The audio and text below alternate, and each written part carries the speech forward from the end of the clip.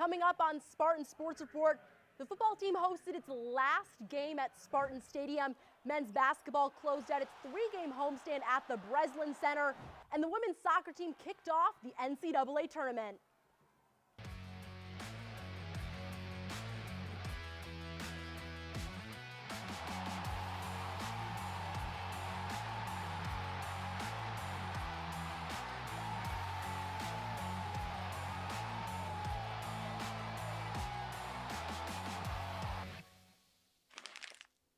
Welcome into the Spartan Newsroom for a brand new episode of Spartan Sports Report. I'm Derek Mitchell alongside Olivia Kalinsky. And Olivia, the end of the semester is nearing, which means we'll only have 3 more episodes of SSR. Can you believe that? No, I actually can't believe it, Derek. Just how I can't believe women's soccer is already in tournament play, or how the football team just played its last game of the season at Spartan Stadium. I know, Olivia, it is insane, and that's where we'll start. Senior Day at Spartan Stadium. MSU football hosted Penn State in its final game at Spartan Stadium on Senior Day. In the battle of the Land-Grant Trophy, the Green and White looked to earn their first conference victory and snap their 6-game losing streak against the 3-6 Nittany Lions. Following a forced 3-and-out by the MSU defense, the Spartans came out firing with this 57-yard rushing touchdown from Elijah Tolliver on the first very snap drive. MSU's momentum was short-lived, though, and Penn State answered with this 8-yard rushing touchdown by Katron Allen to even the score at 7. Later in the first half, Penn State scored on the 75-yard touchdown by Devontae Ross, leading to a walk-in score. The Nittany Lions dominated the ground game in the second half with a 9-minute and 5-second drive, leading to a 4-yard touchdown catch by Ross.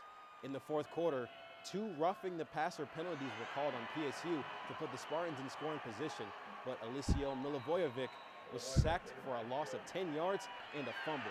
The Nittany Lions put it away with this 26-yard rushing touchdown by Allen. Head coach Jonathan Smith looks to keep his team focused now that it has been eliminated from bowl contention. Talked about the respect for everyone in the room individually, but also the respect to the amount of work that's been put in. And so we got 2 more opportunities, and that'll be a message of still finishing this thing the right way. This loss drops Michigan State to 3-7 on the season. The Spartans look to finish the remainder of their season in Iowa City against the Iowa Hawkeyes next Saturday at 3:30 p.m.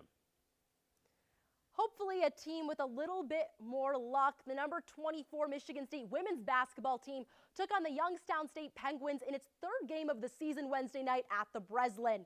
Despite a slow start, the Spartans quickly overpowering the Penguins with dominant offense, scoring 25 points in the first quarter. And take a look here at Emma Shoemate. She drained 3 triples in the first 10 minutes, helping the Spartans find their rhythm early in the game. The Green and White controlling the court, forcing 17 turnovers in the first half, entering halftime with a 22-point lead.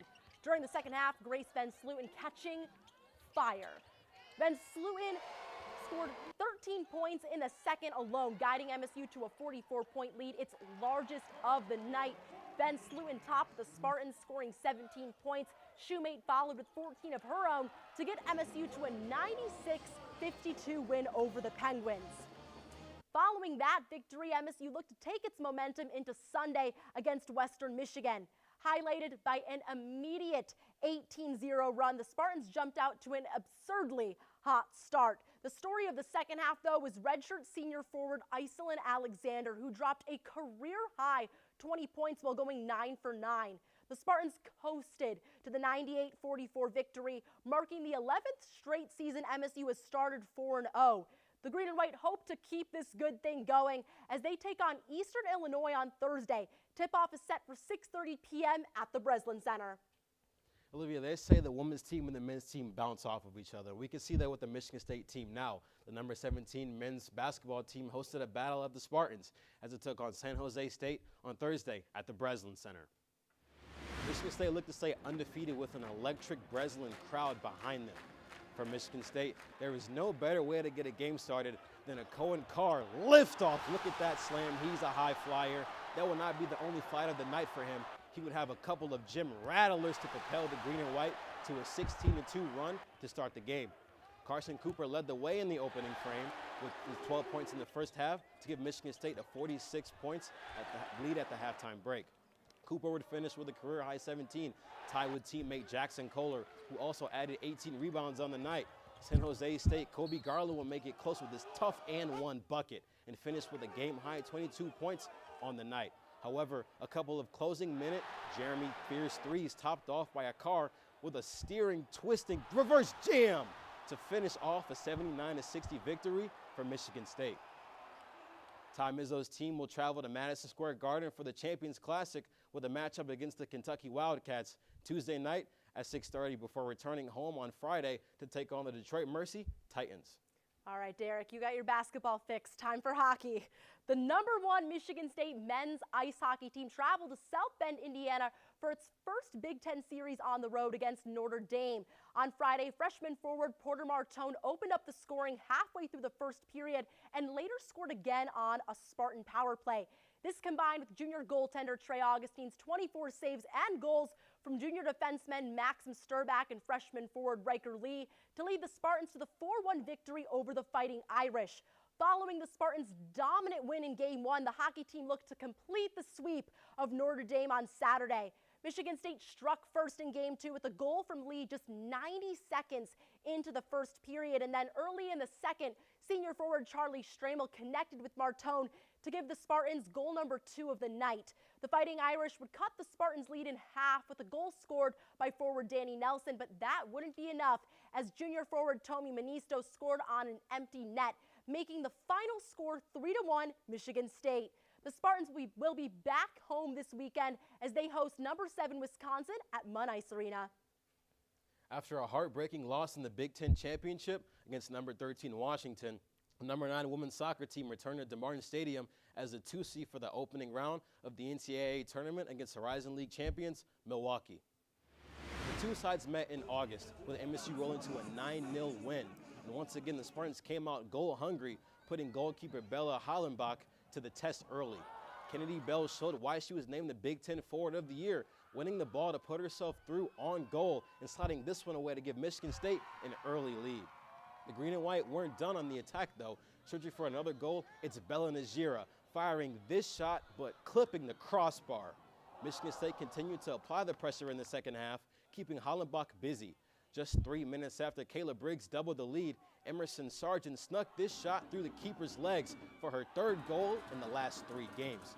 Milwaukee still had a little fight in it as Lola Wojcik lifted a shot into the top right corner to erase the clean sheet, with the game ending 4-1.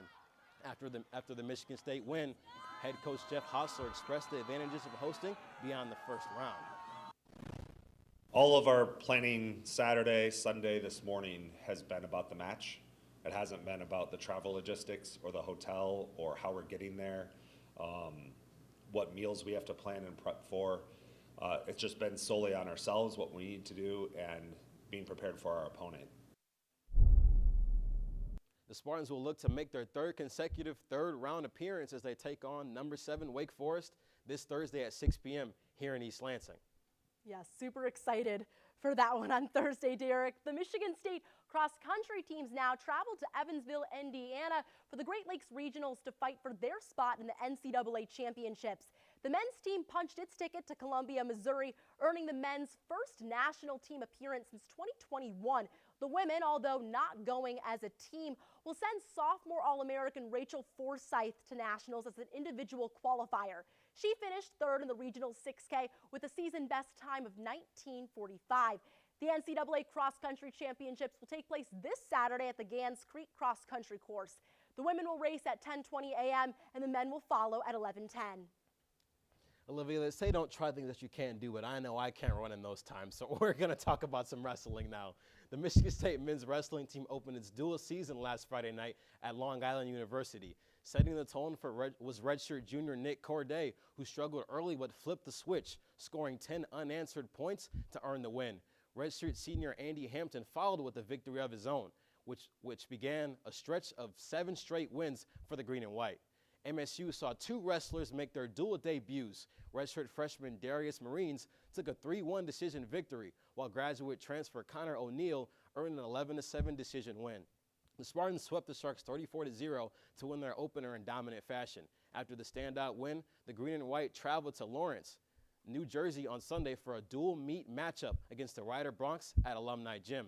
After falling 11-0 following the first 3 bouts, redshirt sophomore Clayton Jones pinned number 33 ranked Dylan Layton in 3 minutes and 38 seconds in the second period to get Sparty on the board in the 149-pound match. Marines would bring MSU back within 2 points following a 5-1 decision, but Michigan State's comeback bid fell short. With the final being 24-16, the Spartans will set their sights on the Keystone Classic in Philadelphia this Sunday. By the way, Olivia, I honestly can't wrestle either, so I got to go back on that. I was going to say, I was like, okay, cool, you don't want to run? I would like to see you try that wrestling instead. But rounding us out tonight, the Michigan State women's volleyball team played host to number 11 Wisconsin on Friday night at the Breslin Center. The opening set was tight early, with the Spartans staying within 4 of the Badgers throughout the majority of set 1. However, Wisconsin finishing strong, putting together a 6-1 scoring run, pulling away and securing the set 25-17. The green and white looking to bounce back in set 2, though. Towards the end, the Spartans leading 20-19, but just like set 1, Wisconsin came blazing. A 6-1 scoring run to end the second set 25-21. The third set, though, was a thriller with some free volleyball at the end. Taylor Hold'em from the backline launches this one over her 11th kill of the match to even the score at 25. The back and forth nature continuing until Wisconsin's Mimi Collier has the laser. Spartans unable to stop the ranked Badgers as Wisconsin took set 3 28-26. The Spartans fell in straight sets and dropped to 18-7 overall. After that loss, Michigan State headed over to Ann Arbor on Sunday to take on its rivals, the Michigan Wolverines. MSU head coach Kristen Kelsey and her squad swept Michigan back in September, but this time U of M was ready. The first set began with lots of back and forth play, but the Maize and Blue snatched the first set with 3 straight points to close it out. The Wolverines continued to dominate over the next 2 sets, ultimately sweeping the Spartans. Junior outside hitter Karolina Stanishevska led the green and white with 13 kills, but it wasn't enough to avoid those brooms. The Spartans will hope to find a win against number 24 Penn State this Friday at 7 p.m. in University Park. And that wraps up this week's episode of Spartan Sports Report. Derek, what are you wearing? You know the saying, when Superman goes into the clothing little thing, you know, he goes in the phone booth and he switches out clothes. I just did that right here on this set. And I'm just messing around with my cap and gown because sadly, this is my last show on the desk with graduation approaching very fast. Honestly, tears are flowing from my eyes right now, but it's okay. And I wanted to say I really love everybody who has poured into me here at Spartan Sports Report, and I just have gained so much, and I want to give that back to everybody. So thank you all for being so amazing to me. Stop. And yeah, I guess I should accept that graduation is nearing too, so I'll pop this on. But super thankful for the last couple of years, for everyone that tuned into our show, and of course for you, Derek Mitchell. Thank you, Olivia. We might be out, but Spartan Sports Report sure is not. For more content, make sure to check out all of our social medias below and the Spartan Newsroom website as well. I'm Derek Mitchell for the last time. And I'm Olivia Klinsky. They'll see you next week.